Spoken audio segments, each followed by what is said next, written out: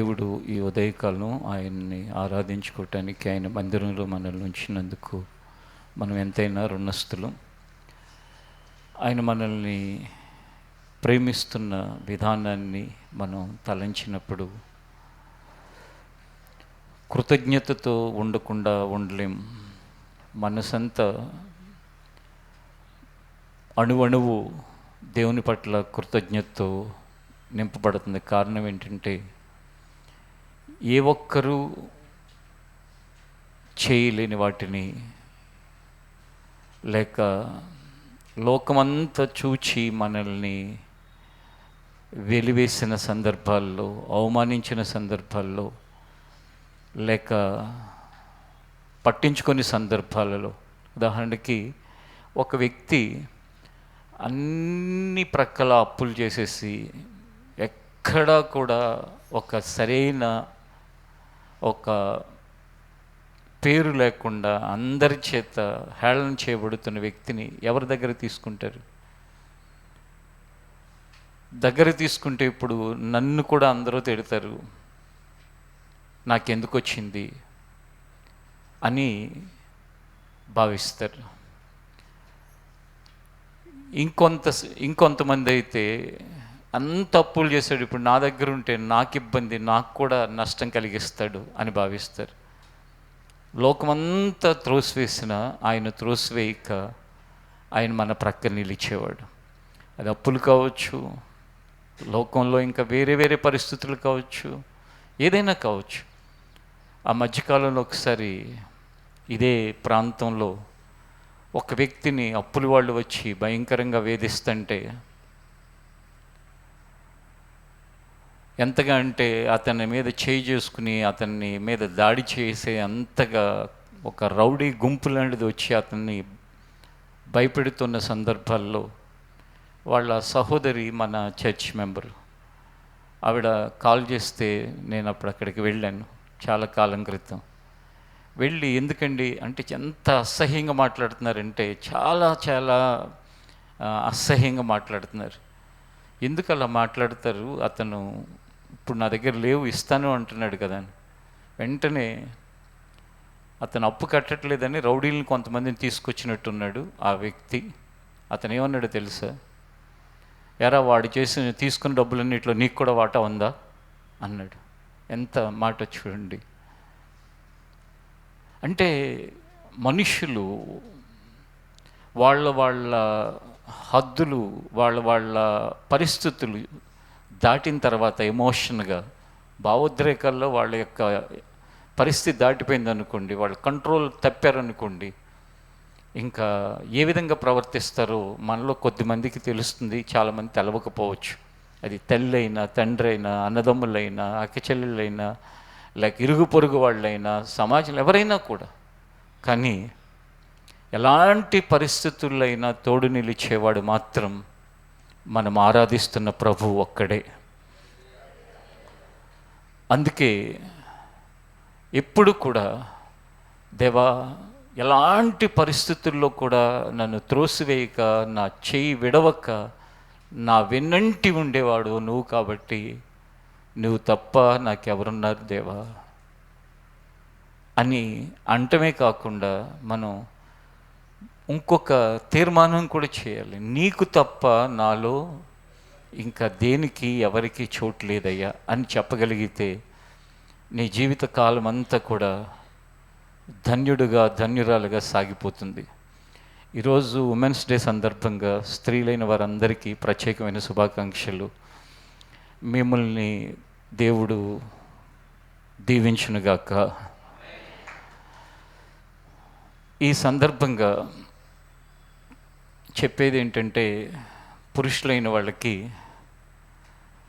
నీ జీవితంలో ఉన్న ఏ స్త్రీ అయినా, అంటే తల్లి స్థానంలో ఉన్న స్త్రీ అయినా, భార్య స్థానంలో ఉన్న స్త్రీ అయినా, సహోదరి స్థానంలో ఉన్న వాళ్ళైనా, ఇప్పుడు వాళ్ళని ఏడిపించబాకండి. వాళ్ళు ఏడుస్తూ ఉంటే అది క్షేమకరమైన విషయం కాదు. యేసు ప్రభు అలాంటి ఒక సందర్భంలో ఏమన్నాడో మనం బైబిల్లోని చూద్దాం.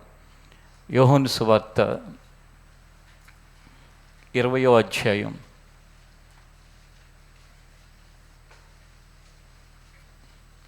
15వ వచనం. యేసు అమ్మా అమ్మా ఎందుకు ఏడ్చుచున్నావు, ఎందుకు ఏడ్చుచున్నావు, ఎవరిని వెదుకుచున్నావు అని ఆమెను అడుగగా ఆమె ఆయన తోటమాలి అనుకుని అయ్యా నీవు ఆయనను మోసుకొని పోయిన ఎడల ఆయనను ఎక్కడ ఉంచితివో నాతో చెప్పుము, నేను ఆయనను ఎత్తుకొని పోదునని చెప్పెను. చూడండి ఇక్కడ ఏమంటున్నాడో తెలుసా? యేసు అమ్మా ఎందుకు ఏడ్చుచున్నావు. 13వ వచనంలో కూడా ఇదే మాట ఆయన అడిగాడు. చూడండి, వారు అమ్మా ఎందుకు ఏడ్చుచున్నావని ఆమెను అడుగగా ఆమె నా ప్రభువుని ఎవరో ఎత్తుకుని పోయిరి, ఆయనను ఎక్కడ ఉంచిరో నాకు తెలియలేదని చెప్పెను. ఆమె ఈ మాట చెప్పి వెనకతట్టు తిరిగి యేసు నిలిచియుండుట చూచెను గాని ఆయన యేసు అని గుర్తుపట్టలేదు. ఇక్కడ ఎవరు అడుగుతున్నారు?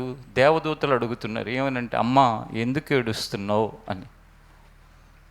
అంటే దేవదూతల దగ్గర నుండి ప్రభువైన యేసుక్రీస్తు లేక మన వరకు ఎప్పుడు కూడా ఎవరికి దుఃఖాన్ని కలిగించేవారిగా కానీ లేక వాళ్ళ యొక్క దుఃఖాన్ని అడ్రస్ చేయని మూర్ఖత్వంతో కానీ బ్రతకూడదండి. మీలో ఎవరికైనా కొద్దిమందికి నా మాటలు నచ్చకపోవచ్చు, కానీ వాస్తవం ఏంటంటే ఎందుకు యేసు ప్రభు అక్కడ ఏడుస్తున్న ఆమెని అంత హడావుడి టైంలో ఆయన సమాధి నుండి బయటకు వచ్చాడు. భూమి మీద ఆయన కోసం ఎంతోమంది వెయిట్ చేస్తున్నారు. అంటే ఆయన భూమి మీద ఉన్నాడు, అక్కడ ఉన్న ప్రజలు ఆ రోజున ఎంతోమంది ఆయన చనిపోయాడు, ఇన్ని గొప్ప కార్యాలు చేశాడు, చనిపోయిన వాళ్ళు కూడా లేపాడు అన్నారు. నిజంగా లేపాడా, లేకపోతే వీళ్ళు అనవసరమైన ప్రాపకండా చేస్తున్నారా? చనిపోయిన వాడిని లేపిన వాడైతే ఆయన ఎందుకు చనిపోతాడు అని అనుకుంటూ ఆ సమాజం అంతా కూడా గందరగోళంగా ఉంటే ఆ టైంలో ఆయన ఎంతోమంది కనిపించి నేను లేచాను అని చెప్పొచ్చు. కానీ అక్కడ ఏడుస్తూ ఉన్న ఆ మరియని, అక్కడ ఏడుస్తున్న స్త్రీలని అడ్రస్ చేయాల్సిన అవసరం ఏంటి అంటే, ఏడుస్తున్న వారి యొక్క పరిస్థితిని చూడలేక అమ్మా ఎందుకు ఏడుస్తున్నావు అని అడిగి దేవదూతలు చెప్పారు ఆయన లేడు, ఆయన తిరిగి లేచాడు. మీలో చాలా సహజంగా స్త్రీలు అనగానే వాళ్ళు ఏం చేయలేరు అనే ఒక భావం, మన సమాజంలో ఇతర దేశాల్లో ఉన్న పరిస్థితుల్లాగా విడాకులు టకటగా తీసుకునే అవకాశం లేని పరిస్థితులు, తీసుకోవటానికి కూడా ఎన్నో రకాలైన భయాలు. కాబట్టి ఇంకా ఎవరు ఏం చేయలేరు కదా, నేను సంపాదిస్తున్నాను, నేను బలవంతుణ్ణి, లేకపోతే నేను ఏదైనా చేయగలను అనే ఒక భయంకరమైన ఆ నరాల్లో అణువణువున జీర్ణించుకుపోయిన ఒక ఆధిపత్య ధోరణి అనేక సార్లు స్త్రీలను హింసించటానికి ప్రేరేపిస్తుంది. చివరికి ఎందుకు ఇంట్లో ఒక అబ్బాయి ఒక అమ్మాయి ఉంటే కూడా ఆ మగపిల్లవాడు చిన్నవాడైనా సరే ఆ పెద్దవాళ్ళని బెదిరించడం, లేకపోతే వాళ్ళని ఏదో ఒకటి అనటం, వాళ్ళని ఏడిపించడం చేసే ఒక దౌర్భాగ్యమైన సమాజం అంది. అందుకే ఈ ప్రపంచవ్యాప్తంగా ఈరోజు ఉమెన్స్ డే సందర్భంగా రకరకాల కార్యక్రమాలు 2 రోజుల నుంచి 3 రోజుల నుంచి చేస్తున్నారు. ఈరోజు చేస్తూ ఉంటారు. సంవత్సరం జస్ట్ ఇది ఒక ప్రాక్టీస్. సంవత్సరానికి ఒకసారి బర్త్డే జరుపుకున్నట్లుగా, సంవత్సరానికి ఒకసారి క్రిస్మస్ జరుపుకున్నట్లుగా, సంవత్సరానికి ఒక్కసారి న్యూ ఇయర్ జరుపుకున్నట్లుగా, సంవత్సరానికి ఒకసారి గుడ్ ఫ్రైడే జరుపుకుంటున్నట్లుగా కాదు. వాటిని కూడా అలా జరుపుకోవాలని నేను చెప్పట్లేదు. కానీ ఏంటి అసలు జీవితంలో నా కుటుంబంలో ఉన్న స్త్రీలు నెమ్మదిగా ఉంటున్నారా? నన్ను బట్టి మా అమ్మ కావచ్చు, నా భార్య కావచ్చు, నెమ్మదిగా ఉంటున్నారా అని ప్రతి వ్యక్తి తాను పరిశీలించుకోవాల్సిన అవసరం ఉంది. ఒక రకంగా చెప్పాలంటే మనం జస్టిఫికేషన్ చేసుకుంటూ ఉంటాం. మనమని ఎందుకుంటున్నాం అంటే పురుషులుగా జస్టిఫికేషన్ చేసుకుంటే ఏమనంటే, ఆమె అలా చేస్తుంది కాబట్టి నేను ఇలా చేస్తాను, ఆమె అలా ప్రవర్తిస్తుంది కాబట్టి నేను ఇలా కొడతాను, ఆమె అలా ఎదురు మాట్లాడుతుంది కాబట్టి అవమానిస్తుంది కాబట్టి నేను తిడతాను. పురుషుడిగా నీ స్థానం ఏంటో తెలుసా? బైబిల్ తెలిసిన వాళ్ళందరికీ తెలుసు, తెలియని వాళ్ళకి మరలా ఇప్పుడు చెప్తున్నాను. పురుషుడు శిరస్సు. ఒక కుటుంబంలో ఒక భార్యాభర్తలో శిరస్సు పురుషుడు. సంఘానికి శిరస్సు ప్రభువైన యేసుక్రీస్తు. కుటుంబానికి శిరస్సు ఎవరు? ఒక అతన్ని నేను ఎందుకు ఆమెని ఇబ్బంది పెడుతుందో, ఆమె బాధపడుతుంది కదా అని అడిగితే చాలా కాలం క్రితం ఏదో చెప్తుంటే, నువ్వు శిరస్సు కదా అంటే, నేను కాదు శిరస్సు, మా ఆవిడ అన్నాను.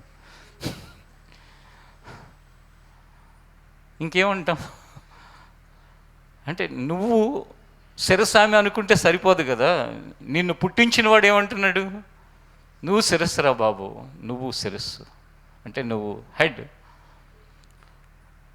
ఇప్పుడు మనిషి యొక్క జీవితంలో ఇప్పుడు మన బాడీ ఉంది కదా, శిరస్సు అనేది అర్థం అవటానికి చెప్తున్నాను. మన బాడీలో కదలికలన్నీ సిగ్నల్ ఎక్కడి నుంచి వస్తుంది? ఈ శిరస్సు బ్రెయిన్లో నుంచి వస్తుంది. ఎప్పుడైనా ఎవరైనా అన్నప్పుడు విన్నారేమో, బ్రెయిన్ డెడ్ అని ఒక మాట అంటారు. అది అయినప్పుడు ఇంకే కదలికలు ఉండవు. అంటే ఇలా చేస్తుంది కాబట్టి నేను అందుకే కొడుతున్నాను, ఇలా చేస్తుంది అందుకే నేను తిడుతున్నాను, ఇలా చేస్తుంది కాబట్టి నేను ఏడిపిస్తున్నాను. ఏదైనా కూడా నువ్వు శిరస్సు అయితే, దేవుడు నిన్ను శిరస్సుగా పెట్టాడని నువ్వు నమ్మితే, వాళ్ళని ఏడిపించటం, వాళ్ళని హింసించటం, వాళ్ళని వేధించటం, ఎక్కడైనా మీరు చూసుకోండి, స్త్రీలు ఏడుస్తున్న కుటుంబాలు ఎంతో నష్టపోతూ ఉంటాయి. పిల్లలు వాళ్ళ భవిష్యత్తు ఎంతో నష్టపోతూ ఉంటారు. ఆ ఇంటి యజమానులను బట్టి, ఆ కుటుంబంలో ఉన్న వాళ్ళని బట్టి కనుక ఏడిస్తే, కొన్నిసార్లు కుమారులను బట్టి, కుమార్తెలను బట్టి ఏడుస్తూ ఉంటారు. అలా ఏడిపించకండి. ఎంత త్రాగుబోతులైనా, ఎంత తిరుగుబోతులైన స్త్రీలను ఏడిపించని కుటుంబాలు అవి వేరేగా ఉంటాయి.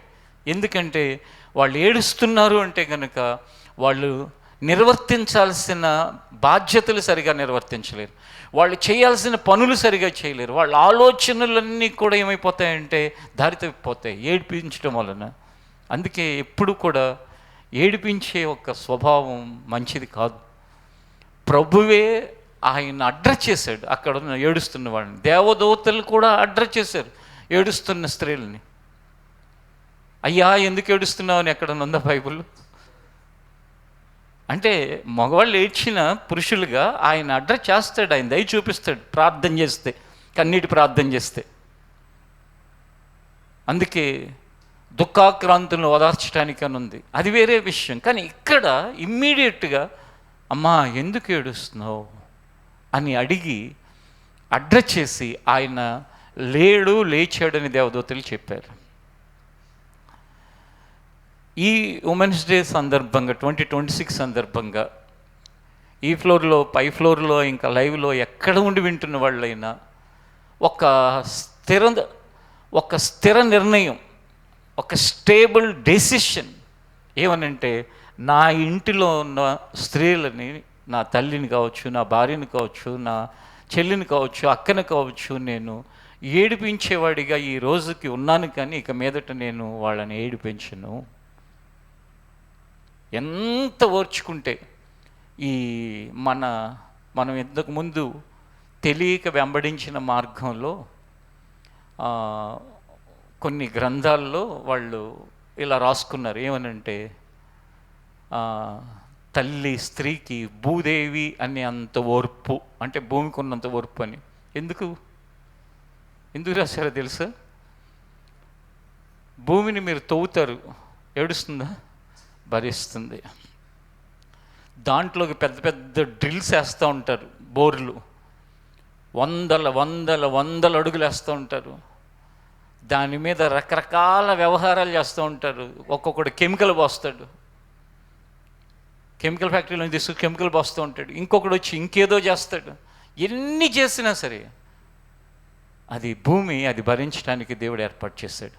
అలాగే స్త్రీలు ఇది చెప్తుంటే నాకు మా ఇంటి పరిస్థితి, నా బాల్యకాలంలో ఉన్న పరిస్థితి గుర్తొస్తుంది.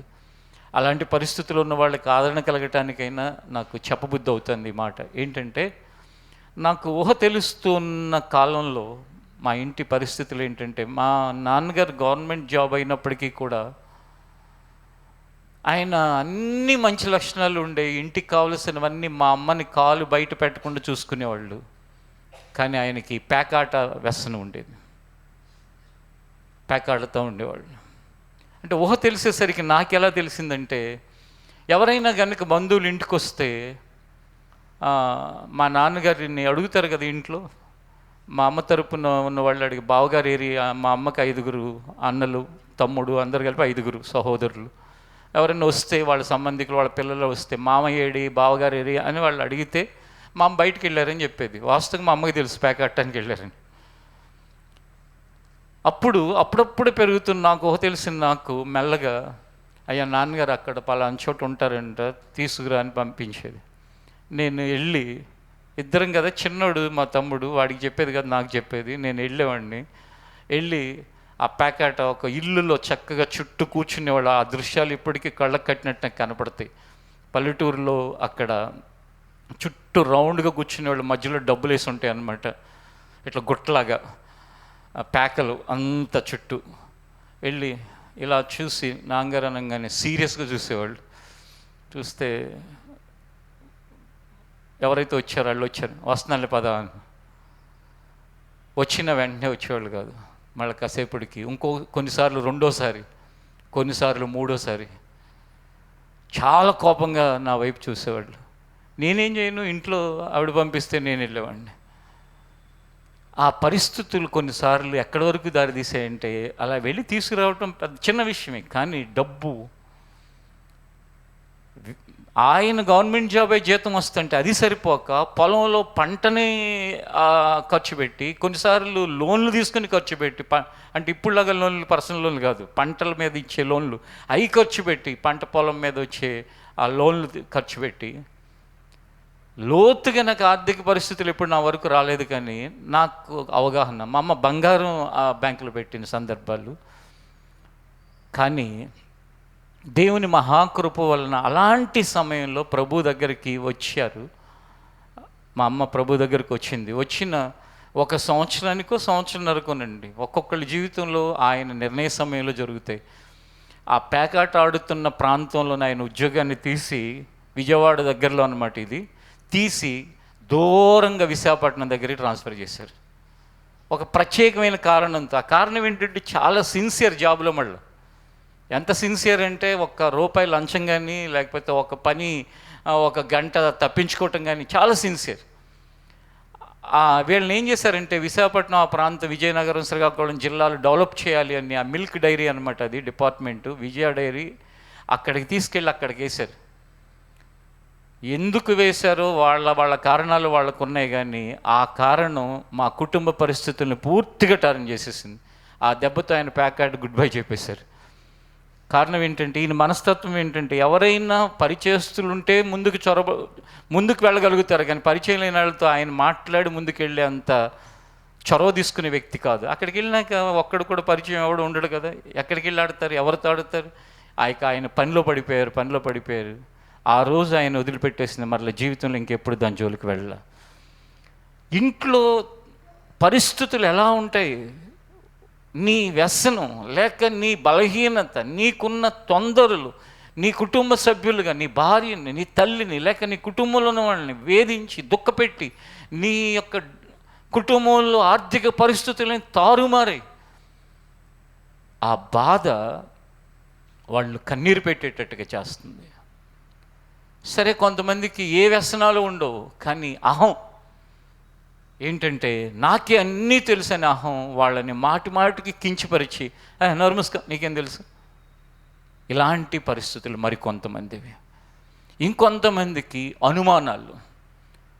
ఇది చాలా చాలా చాలా చాలా ప్రాముఖ్యమైన పాత్రను పోషిస్తుంది. నా ప్రియ సహోదరులారా, శ్రద్ధగా వినండి.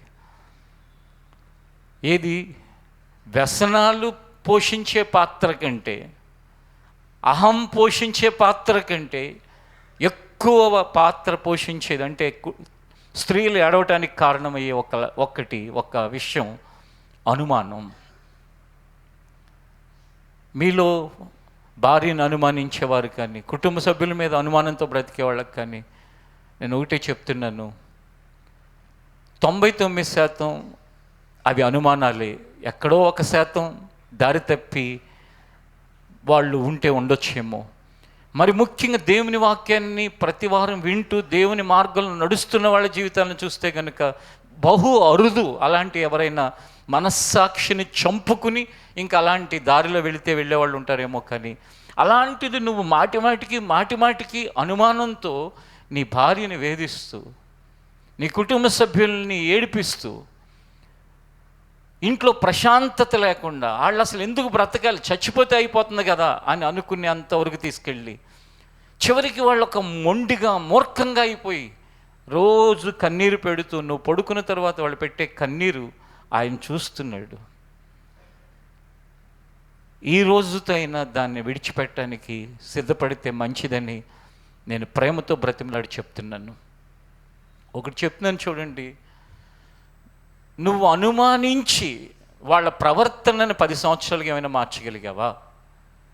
లేక ఇంకొక 50 సంవత్సరాలు కనుక బ్రతికుండి ఉంటే నువ్వేమైనా మార్చగలుగుతావా?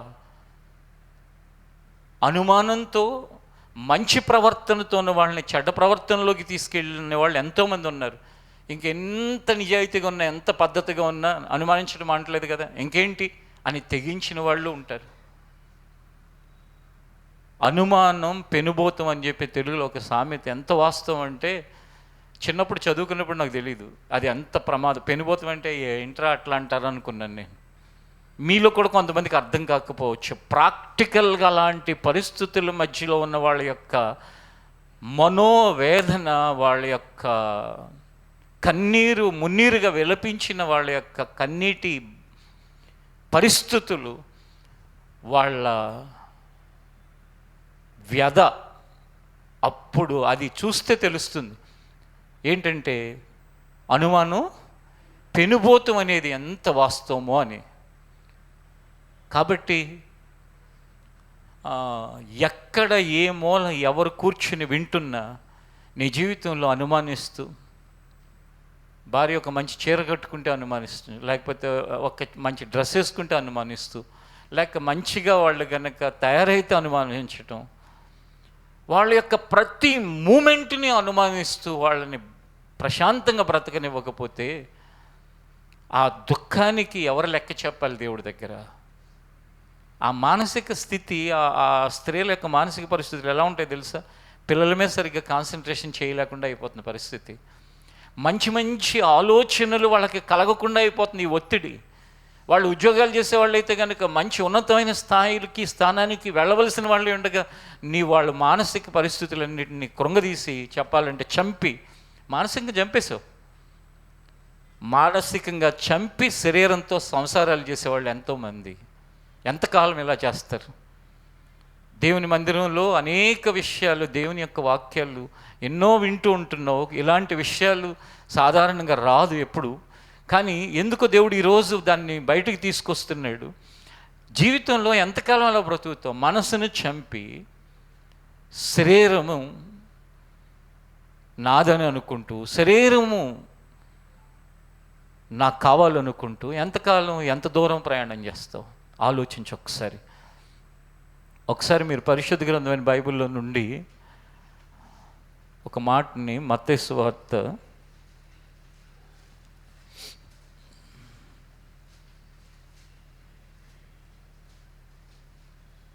28వ అధ్యాయం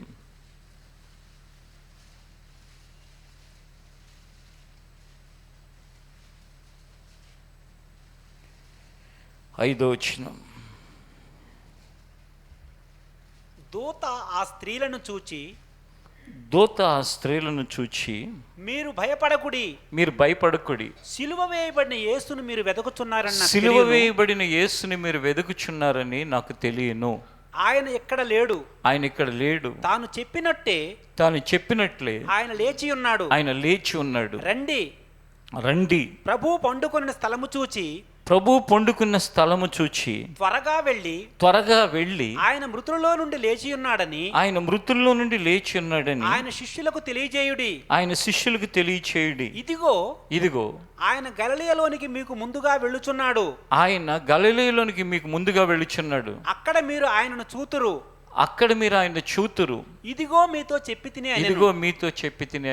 ఆ ఏడుస్తున్న స్త్రీలని ఏమని ఓదార్చారంటే, మీరు ఎవరి కోసమైతే ఏడుస్తున్నారో, ఎవరి కోసమైతే మీరు ఆందోళనతో ఉన్నారో, భయంతో ఉన్నారో, ఆ సిలువ వేయబడిన యేసయ్య తిరిగి లేచాడు, ఆయన వెళుతున్నాడు, చూపిస్తారు రండి అని ఆ స్త్రీలకి ఒక ఆదరణని, ఓదార్పుని కలిగించారు. ఈరోజు ఈ ఉదయకాలం ఈ 2026లో ఈరోజు మొదలుకొని నీ ఇంటిలో ఉన్న స్త్రీలకు ఒక భరోసా ఇచ్చేవాడిగా, భరోసా ఇచ్చే మాటలతో, విధానాలతో, పద్ధతితో బ్రతకటానికి నిర్ణయించుకుంటే అది ఎంతో మంచిది.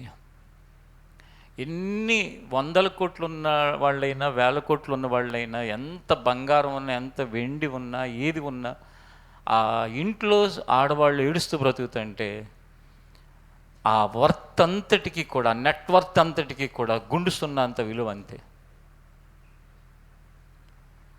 మొన్న ఈ మధ్య నేను ఒక ప్రాంతానికి మీటింగ్కి వెళితే ఆ మీటింగ్కి ఎవరైతే ఏర్పాటు చేశారో వాళ్ళు నన్ను ఒక ప్లేస్లో బస ఏర్పాటు చేశారు. అంటే అక్కడ ఉండి నేను మీటింగ్కి రావాలి. అదొక గెస్ట్ హౌస్ లాంటిది, ఒక ఆయన సేవకుల కోసం కట్టిన ఒక ఇల్లు. ఆ ఇంట్లో నేను ఉన్నప్పుడు ఆ ఇంటి ఆయన ఒక టైంలో వచ్చి కలిసి మీరు పలానా చోటుకి మీటింగ్కి వచ్చారు కదా, ఆ పాస్టర్ గారి భార్య ఎప్పుడు ఏదో పోగొట్టుకున్నట్టుగా దిగాలుగా ఉంటుంది, మీరు ఎప్పుడైనా గమనించారా అని. ఏమోనండి, మీటింగ్కి వచ్చాను కదా, నాకు వాళ్ళు అంతగా తెలియలే అన్న. బాగా దిగాలుగా ఉంటుంది, ఎప్పుడు చూసినా నేను 10 సంవత్సరాలను చూస్తున్నా ఏదో పోగొట్టుకున్నట్టుగా ఉంటుంది. నేను ఎందుకు చెప్తున్నాను, ఇప్పుడు చెప్పే మాట బట్టి మీకు అర్థమవుతుంది. పోగొట్టుకున్నట్టు ఉంటుంది. నేను ఆ పాస్టర్ గారికి ఏం చెప్పానంటే, మీ భార్య ఎప్పుడు నవ్వుతూ ఉంటుందో అప్పుడే నేను మిమ్మల్ని సేవకుడిగా గుర్తిస్తాను, అప్పటి వరకు నేను గుర్తించను అన్నట్టు ఆయన అన్న విషయం చెప్పాను. అంటే ఏంటంటే, నీ ఇంట్లో ఉన్న నీ సాటి అయిన సహాయం, నీ సగభాగం ఎప్పుడు ఏదో పోగొట్టుకున్నట్లుగా ఉంటే అది నీ బాధ్యత కాదా? అది నీ విషయం కాదా? అది నిన్ను బట్టి కాదా? నీ జీవితంలో ఎందుకు అలా జరుగుతుంది? నువ్వు ఎంతోమందికి ఎన్నో చేస్తున్నట్టుగా నిలబడుతున్నావు కదా, నీ సంగతి ఏంటి బాబు అని అడిగాను. నాకు న్యాయమే అనిపించింది. నిజంగా మీ ఇంటి సంగతి ఏంటి? నీ టార్చర్ వలన, నీ అనుమానం వలన, నీ వేధింపుల వలన, లేక నీ హింస వలన, నీ వ్యసనం వలన, నీకున్న గర్వం వలన, నీకున్న అహం వలన, నీకున్న బాధ, వేరే విషయంలో బాధ ఉంటే, చాలామంది ఏంటి తెలుసా, వేరే విషయాలు ఎక్కడో ప్రాబ్లమ్స్ తీసుకొచ్చి ఇంట్లో భార్యని తిట్టడం, ఏదో చేయటం చేస్తుంటే, ఇవన్నీ విడిచిపెడితే మంచిది. ప్రభువుని చూడండి, ఆయన శరీరధారిగా ఉన్నప్పుడు, దేవదూతలను చూడండి. తర్వాత కాలంలో ఇంకో విషయం మీకు తెలుసా, ఒకసారి సమూయేలు మొదటి గ్రంథం 1వ అధ్యాయం 16వ వచనం దగ్గరికి మనం వద్దాం. సమూయేలు మొదటి గ్రంథం 1వ అధ్యాయం 16వ వచనం. నీ సేవకురాలనైన నన్ను పనికి మాలిన దానిగా ఎంచవద్దు. అత్యంతమైన కోపకారణమును బట్టి బహుగా నిట్టూర్పులు విడుచుచు నాలో నేను దీన్ని చెప్పుకొనుచుంటినెను. అంతట ఏలి నీవు క్షేమముగా వెళ్ళుము. ఇశ్రాయేలు దేవునితో నీవు చేసుకున్న మనవిని, ఇశ్రాయేలు దేవుడైన యెహోవాతో నువ్వు చేసుకున్న మనవిని ఆయన దయచేయును గాక అని ఆమెతో చెప్పగా,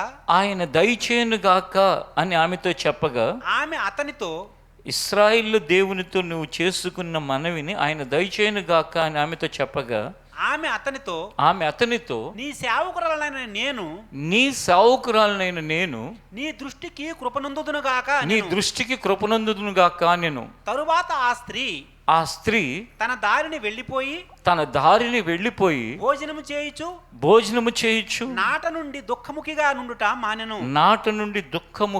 ఉండుట మానెను. ఎవరు ఈమె? గొప్ప దైవజనుడైన సమూయేలు యొక్క తల్లి. దుఃఖాక్రాంతురాలే ఆ మనో దుఃఖముతో, ఆ వేదనతో ఆత్మను కుమరించుకుంటే షిలోహు అనే మందిరంలో అక్కడ సేవకుడిగా ఏలి అనే దైవజనుడు పనిచేస్తున్నాడు. ఆయన చూసి ఏమనుకుంటాడు తెలుసా? ఆ ఏడుపు, ఆ బాధ చూసి ఏంటి మీ ఉదయాన్నే తాగొచ్చిందా ఏంటి అని అనుకుంటాడు. కానీ తర్వాత ఆమె చెప్పిన మాటను బట్టి అర్థమైంది ఏంటంటే, పిల్లలు లేరు అనే ఒక కారణం చేత అనేక మంది అవమానించడాన్ని చూసి తన భర్త కూడా తన పట్ల సరైన పరిస్థితి ఎక్కడ ఉండకుండా అయిపోతుందేమో, పిల్లలు లేరు కాబట్టి నెగ్లెక్ట్ చేస్తాడు అని ఆమె దుఃఖం ఆ మందిరంలో పడి, అక్కడ మనం చదువుకున్న వాక్య ప్రకారం అయితే ఆహారాన్ని కూడా ప్రక్కన పెట్టి విలపిస్తూ ఉంటే, దాన్ని చూచిన ప్రభు ఆయన సేవకుడి ద్వారా చెప్పించాడు, వెళ్ళిక మరొక సంవత్సరానికి నీకు కుమారుడు పుడతాడు అని చెప్పి ఆమె దుఃఖాన్ని చూడలేక దేవుడు ఆమెకు ఒక వాగ్దానాన్ని చేశాడు. సహోదరులుగా, తల్లులుగా మీలో ప్రతి ఒక్కరికి కూడా చెప్తున్నాను, కొన్ని సందర్భాల్లో మీ జీవితాల్లో సంభవించే పరిస్థితులను బట్టి ఎంతో దుఃఖం కలుగుతూ ఉంటే, ఆ దుఃఖము ప్రభు యొక్క పాదాల దగ్గర కనుక మీరు పడినట్లయితే, ఆ కన్నీరు విడిచినట్లయితే ఆయన మీ కన్నీటిని తుడుస్తాడు, మీ దుఃఖాన్ని మాన్పుతాడు. ఆ హన్నా అనే ఆ సమూయేలు తల్లి యొక్క దుఃఖాన్ని అక్కడ మనం చదివితే ఏమని ఉంటుందంటే, దేవుడిచ్చిన వాగ్దానాన్ని నమ్మి ఎప్పుడు దుఃఖపడకుండా ఆమె ముందుకు సాగిపోవటానికి దేవుడు ఆమెకు ఒక చక్కటి మార్గాన్ని ఏర్పాటు చేశాడు.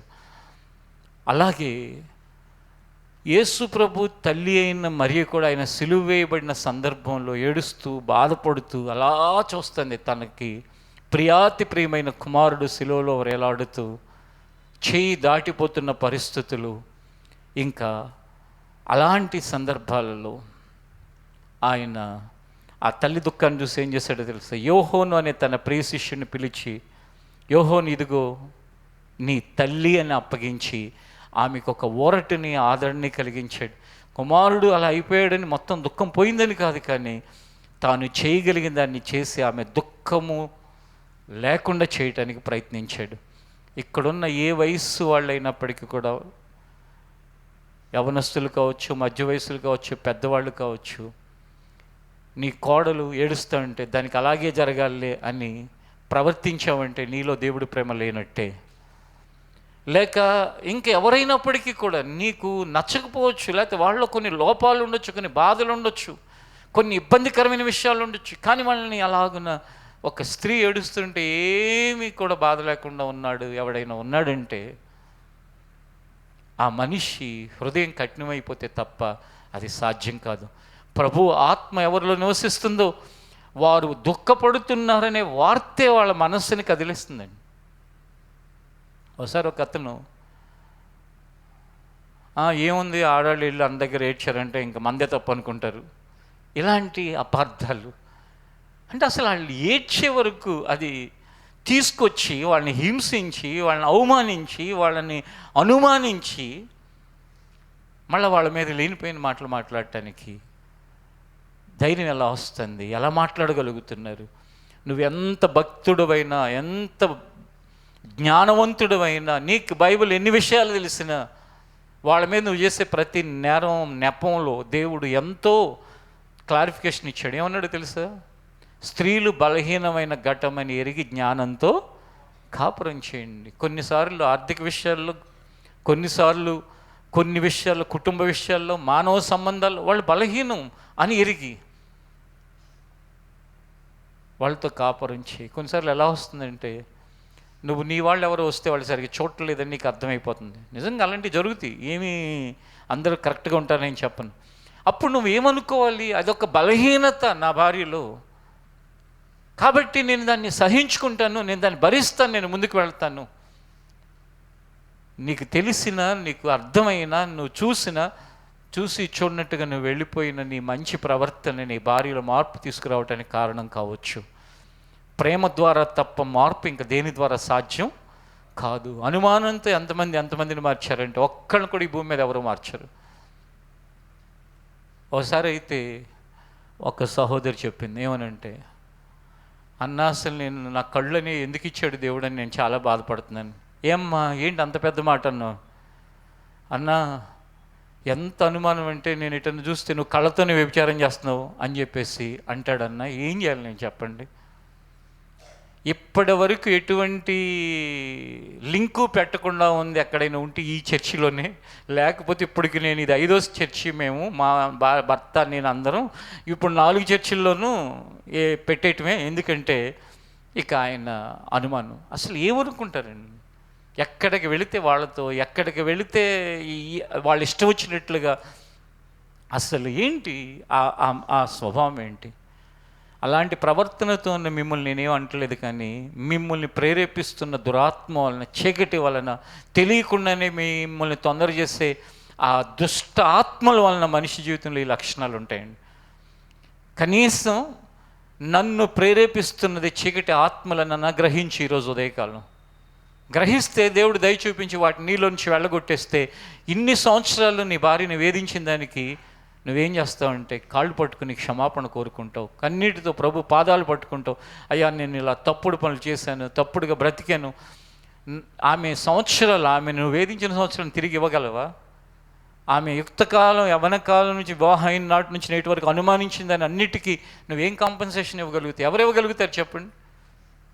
డబ్బుతో దాన్ని కాంపెన్సేట్ చేయలేరు, దేనితోనూ చేయలేరు. అందుకే మనస్ఫూర్తిగా ఈ రోజు ప్రభు దగ్గర, ముఖ్యంగా పురుషుల స్థానాల్లో ఉన్న ప్రతివారు ప్రభువుని వేడుకుని, ఈ రోజు నుంచి నా ఇంట్లో నన్ను బట్టి ఏడ్చే పరిస్థితి తీసుకురాను, ఇంకా దేనిని బట్టైనా వాళ్ళు దుఃఖపడుతుంటే ఓదార్చేవాడిగా ఉంటాను, ఆదరించేవాడిగా ఉంటాను.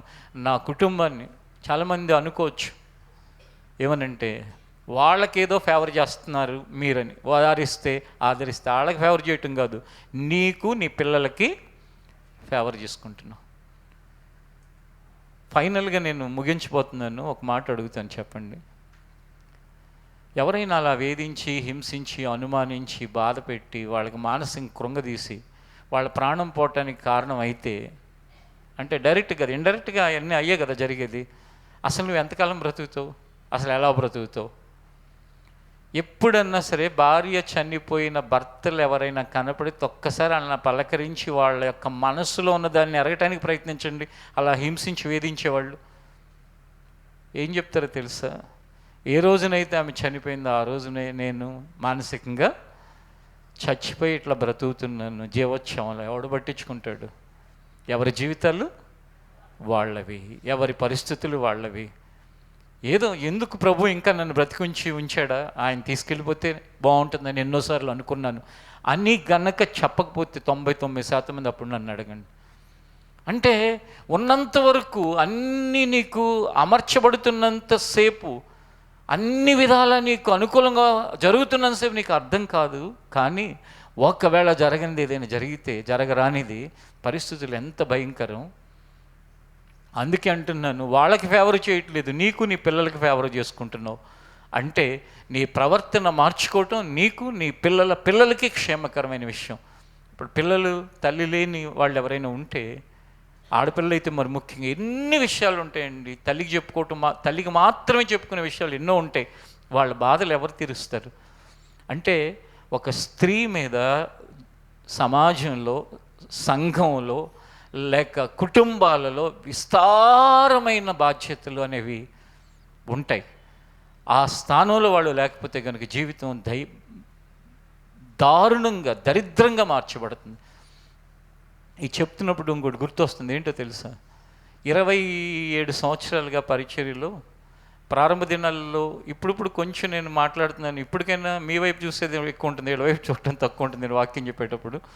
ఈ 27 సంవత్సరాల ప్రారంభ దినాల నుండి సంఘంలో కొన్ని పనులు స్త్రీలు చేసే ఉంటాయి కదా. ముఖ్యంగా ఈరోజు రొట్టె ద్రాక్షారసం మనం శరీర రక్తాల కొరకు తీసుకుని వాళ్ళు తయారు చేస్తారు.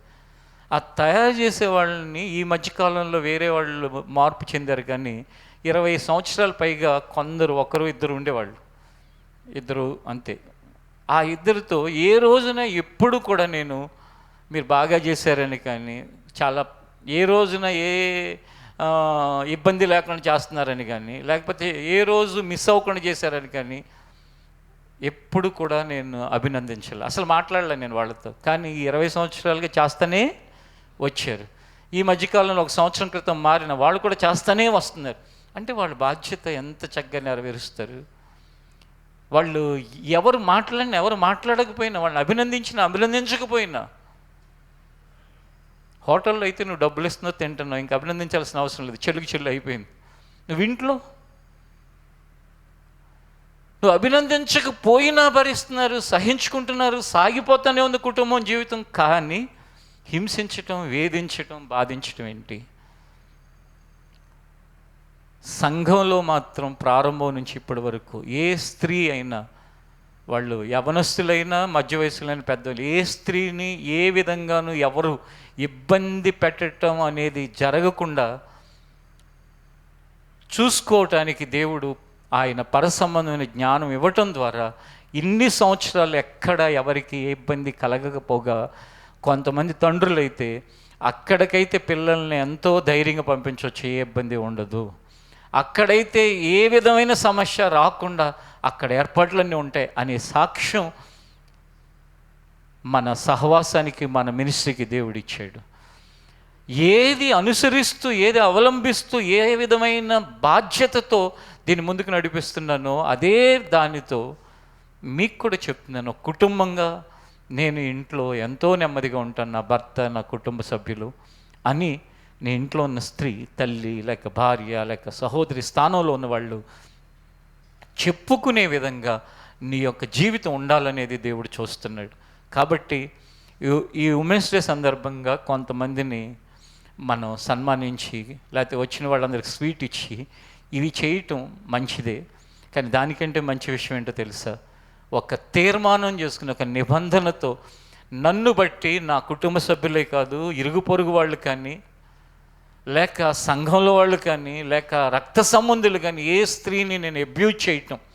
అబ్యూజ్ అంటే చదువులేని వాళ్ళకి తెలియదేమో, ఏంటో తెలుసా? వారిని ఇబ్బంది పెట్టే విధంగా ప్రవర్తించటం, నీ మాటలతో కానీ, నీ చూపులతో కానీ, నీ ప్రవర్తనతో కానీ ఇబ్బంది పెట్టేటట్టుగా ప్రవర్తించటం, వాళ్ళని బాధించటం, వాళ్ళకి సమస్యగా మారటం. కొన్నిసార్లు స్త్రీలు ఎవరితో చెప్పుకుంటారండి, కొన్ని విషయాలు చెప్తే ఏమవుతుందో తెలియదు. ఎంతో దగ్గర రక్త సంబంధుల్లాగా ఉంటారు, కుటుంబంలో మేనమామలుగా ఉంటారు, లేకపోతే ఇంకొకటిగా ఉంటారు. వచ్చి వాళ్ళు చేసే అరాచకాలు, భయంకరమైన ప్రవర్తన చెప్పుకుంటే అసలే అనుమానించే భర్త. ఈ అనుమానించేవాడికి ఈ చెబితే ఇంకేమన్నా ఉందా? అలా కన్నీరు కారుస్తూ ఉంటారు పాపం. ఈరోజు ఎక్కడ ఎవరు ఏ విధంగా ఎవరినైనా ఇబ్బంది పెడుతున్న పరిస్థితులు ఉన్నట్లయితే ఈ రోజుతో వాటికి గుడ్ బై చెప్పు. ఎందుకో తెలుసా? నీకు నీవే ఉరిని సిద్ధపరుచుకుంటున్న వాళ్ళ జోలికి వెళ్ళటం అంటే, అది ఏ ప్రక్క నుంచి ఏ విధంగా అది నీ జీవితానికి ఉరిగా మారుతుందో నాకు తెలియదు. కానీ దేవుని వాక్యం స్పష్టంగా చెప్పేది, కన్నీరు పెట్టడం మాత్రం ఆయన చూడలేడు, ఆయన పరిష్కారం చేస్తాడు. హన్నాకి పరిష్కారం చేశాడు. బైబిల్లో ఉన్న ఎంతోమంది వారి కన్నీటితో వాళ్ళు వేడుకున్న ప్రతిసారి ఆయన వారి జీవితాల్లో అద్భుతమే చేశాడు, కానీ చూసి చూడనట్లుగా వదిలిపెట్టేయలేదు.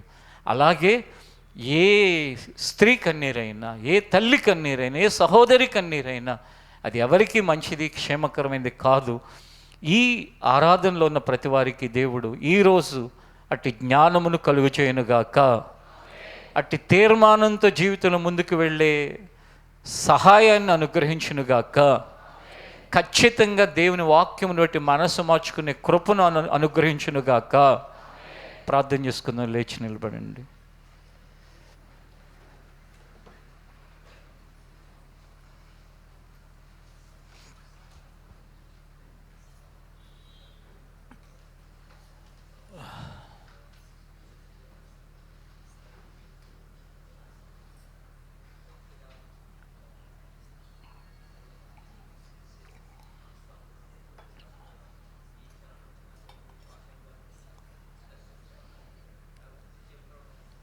ప్రతి పురుషుడు నువ్వు చిన్నవాడివైనా పెద్దవాడివైనా ఎవరివైనా సరే, నా జీవిత కాలం అంతటిలో ఏ స్త్రీకి కన్నీరు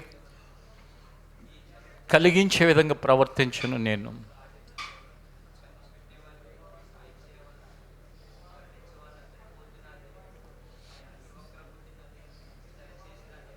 నేను పనిచేసే స్థలంలో కానీ, నా ఇంటి చుట్టుప్రక్కల ఉన్న వారికి కానీ, లేక సంఘములో కానీ, బంధువులలో స్నేహితులలో కానీ ఎప్పుడు ఏ స్త్రీకి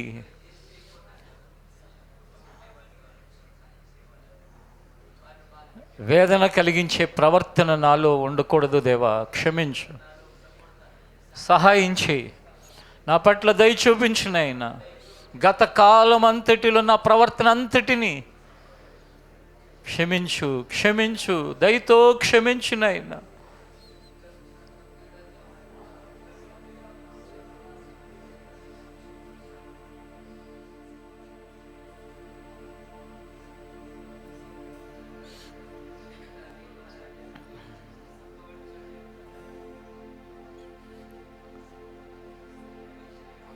ఆమేన్.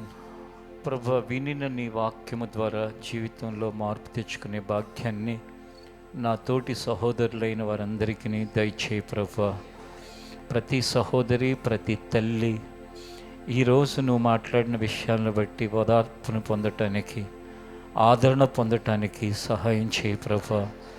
దేవా, నువ్వెంతో నమ్మకమైన వాడు నాయనా. నీ ప్రేమ అపారమైనది నాయనా. అమ్మా, ఎందుకు ఏడ్చుచున్నావు? అమ్మా, ఎందుకు ఏడ్చుచున్నావు? అమ్మా, ఎందుకు ఏడ్చుచున్నావు అని ఆదరించిన మహాప్రభో నీకు స్తోత్రములు.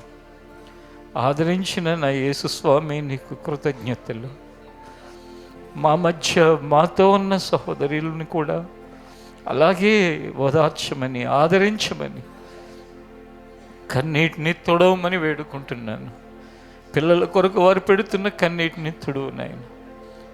భర్తల కొరకు పెడుతున్న కన్నీటిని తుడువు నాయన. వారి ఆరోగ్యాల కొరకు పెడుతున్న కన్నీటిని తుడువు తండ్రి. వారి ఆర్థిక పరిస్థితుల కొరకు పెడుతున్న కన్నీటిని తుడువు నాయన. వారి పరిస్థితులన్నిటి కొరకు పెడుతున్న కన్నీటిని తుడువు నాయన. నీవు తప్ప ఎవరున్నారు నాయన?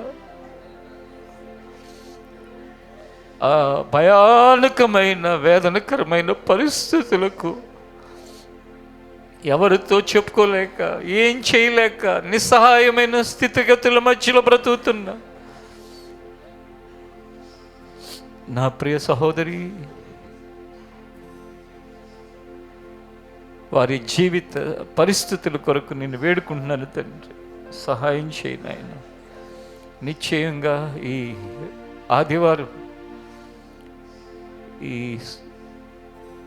ప్రార్థనలో ఉన్న ప్రతి వ్యక్తి తన జీవితకాలం అంతట్లో ఏ స్త్రీకి ఎటువంటి వేదనని కలిగించకుండా బ్రతకటానికి వారి ప్రవర్తనని సరిచేయి నాయన. వారి మాట, వారి చూపు, వారి సమస్త విషయాలు ఏ ఒక్కరి ఏడ్పుకి కారణంగా మారకూడదని, ప్రవర్తనలో మార్పు కలగాలని ప్రార్థిస్తూ యేసు నామములో అడుగుచున్నాను తండ్రి. ఆమేన్.